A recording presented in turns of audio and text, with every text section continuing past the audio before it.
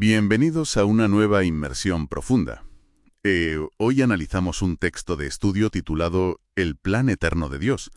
Y bueno, ojo, lo vamos a mirar con lupa desde una perspectiva puramente histórica y literaria. Exacto, analizando qué nos dice sobre la resiliencia humana y el propósito. Vamos directamente al grano. Recordamos a quienes escuchan que aquí exploramos ideas de forma, pues, totalmente imparcial. No respaldamos creencias religiosas de ningún tipo. Me parece un enfoque perfecto. Es una oportunidad de oro para ver cómo una mente brillante de la antigüedad gestiona una crisis total y le da la vuelta a la tortilla frente a la adversidad. Vale, vamos a desgranar esto.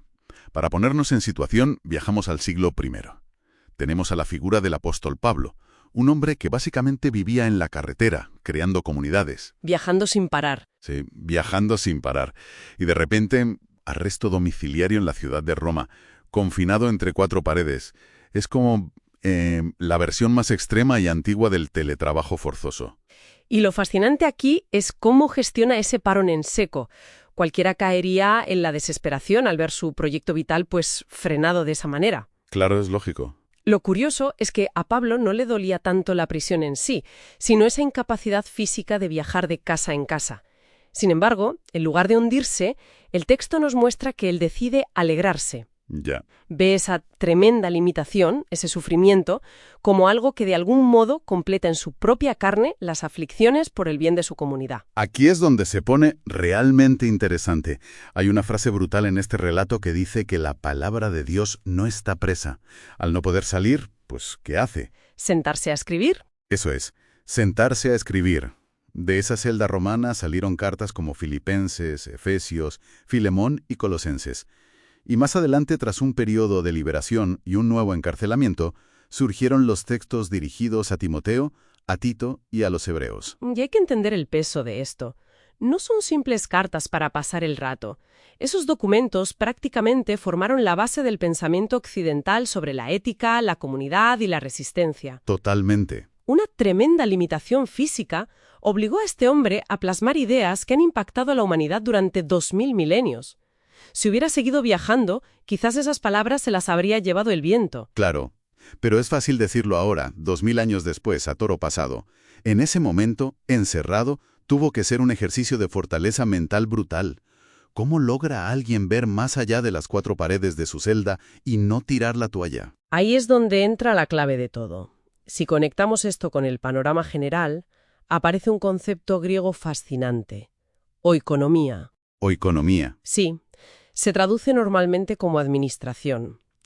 El académico Luke Timothy Johnson lo define como la manera que tiene Dios de ordenar las cosas. Administración. Suena más a un término de contabilidad que a algo filosófico. Lo es en cierto modo. Pensemos en un administrador financiero que coge un activo tóxico. En este caso, una prisión injusta y el aislamiento. Vale. Y lo convierte en un beneficio incalculable a través de cartas atemporales.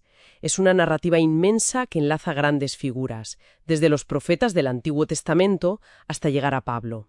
Todo encaja en una hoja de ruta mucho más amplia, donde nada, ni siquiera el peor de los sufrimientos, se desperdicia. Entonces, ¿qué significa todo esto a nivel práctico para quienes nos escuchan hoy? Parece una invitación en toda regla a replantear el valor de esos obstáculos que nos amargan el día a día. Sin duda. Esto plantea una pregunta importante. ¿Podemos saber realmente si una decisión o un bache es pequeño? Desde nuestra perspectiva a corto plazo, un retraso o un encierro parecen el fin del mundo. Sí, nos ahogamos en un vaso de agua. Pero bajo la lente de la oikonomía no existen detalles insignificantes. La fidelidad y la resistencia en medio de una situación terrible producen frutos generacionales que solo el tiempo revela. Visto así, transforma por completo la idea de sacrificio. Ya no es perder el tiempo o estar estancado, sino una inversión a larguísimo plazo. Es una de las mayores lecciones prácticas que podemos extraer. Coger un obstáculo que debería dejar a una persona completamente paralizada y convertirlo en un instrumento que trasciende su propia época. Visto a través de una lente analítica, ofrece un modelo extraordinario de resiliencia cognitiva. ¿Qué manera de darle la vuelta a un problema? Pues con esto cerramos esta inmersión profunda.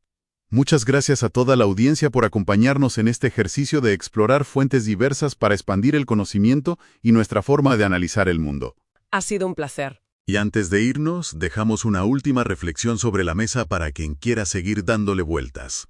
Si el severo aislamiento de un hombre en la antigüedad fue precisamente el vehículo indispensable para que sus ideas sobrevivieran milenios, es posible que las restricciones más asfixiantes de nuestra sociedad actual sean en realidad el ingrediente necesario para forjar los grandes descubrimientos del mañana.